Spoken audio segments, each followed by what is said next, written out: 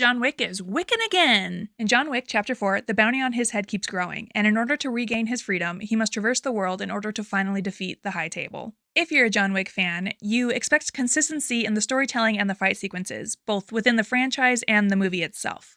While John Wick 4 goes further than it ever has in the franchise to develop characters other than John Wick, it focuses on almost anything else rather than John Wick's own character development. He appears in this movie as a video game PC, going from quest to quest in order to move the story forward. The world of the High Table is kind of expounded upon, but ultimately it feels like imaginary scenery and nonsensical authority figure in this world of endless assassins. The big attraction of these movies, the fight scenes, are usually the big talking points. But in John Wick 4, these sequences kind of appeared toned down compared to the previous installations.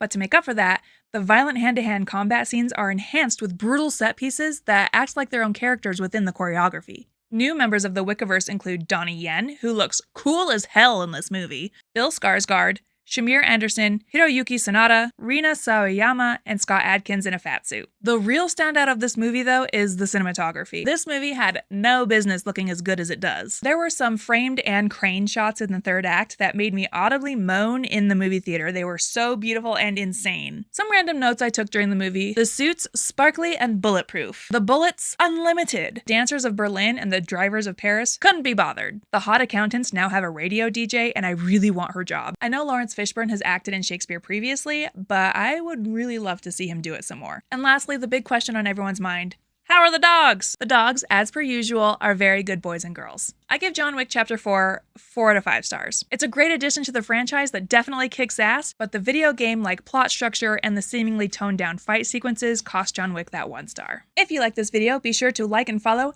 the critics, darling.